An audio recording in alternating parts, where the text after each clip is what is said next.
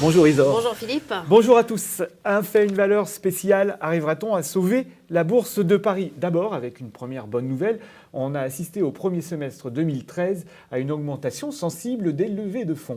Oui Philippe, mais je serais moins confiante que vous. Il s'agit, je pense, un petit peu d'un leurre, puisque la plupart de ces fonds levés proviennent principalement de ce qui s'appelle les placements accélérés, c'est-à-dire les ventes de titres en bloc, comme on l'a vu par exemple pour EADS par Lagardère et Daimler. Alors je vous sens un petit peu réticente, parce que effectivement, si on parle des introductions en bourse, là c'est plus du tout la même chanson.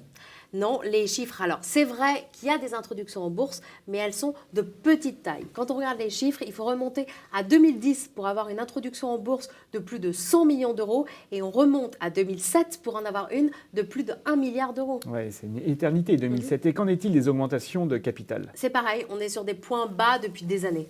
Alors, ça confirme bien ce qu'on peut observer sur les volumes d'affaires à la Bourse de Paris. Il y a quelques années, il était courant de voir 6 à 8 milliards en moyenne changer de main au cours d'une séance, principalement sur les valeurs du CAC 40. Aujourd'hui, on est plutôt redescendu à 2 à 3 milliards d'euros échangés. Oui, et c'est un gros problème puisque la bourse, vous le savez bien Philippe, est l'une des principales sources de financement pour certaines entreprises. Or, il y a une grande désaffection des investisseurs, notamment particuliers, pour les marchés actions. Et là, j'ai un graphique qui est assez éloquent. En quelques années, on est passé de plus de 7 millions d'investisseurs individuels en France à seulement 4 millions.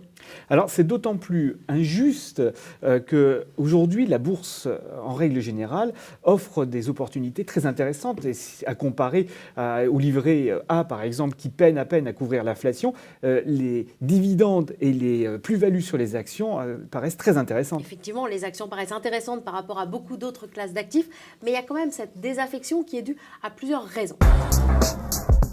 Tout d'abord, vous le savez bien, le particulier, c'est une raison psychologique, attend plusieurs années après une crise avant de revenir sur les marchés actions. 2-3 ans, on dit. Exactement. Ensuite, vous avez une autre raison, c'est le lobbying bancaire.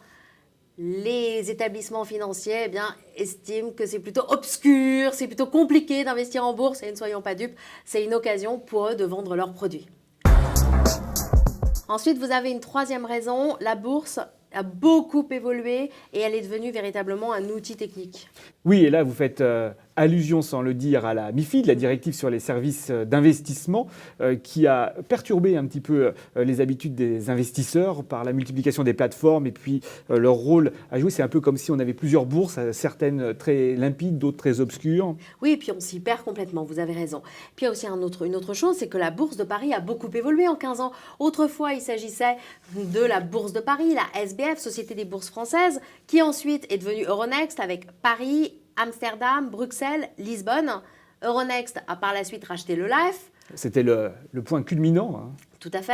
Ensuite, Euronext s'est fait absorber par le NYSE pour devenir NYSE Euronext. New York Stock Exchange. À ce moment-là, la bourse de Paris est finalement devenue une toute petite partie de ce grand ensemble mondial.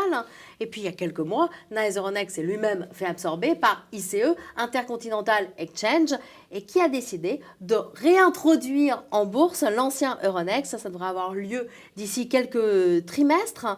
Et donc, retour à la case départ, finalement. Oui, retour à la case départ, retour à l'autonomie, retour à la décision. Et nous, on espère, et on est nombreux, quand je dis nous, c'est beaucoup de gens sur la place, espèrent que la Bourse de Paris va en profiter pour redevenir ce qu'elle est, c'est-à-dire une bourse qui s'adresse à tout le monde, qui n'est pas un simple outil, une bourse qui fait découvrir les valeurs et qui communique en fait envers l'actionnaire particulier.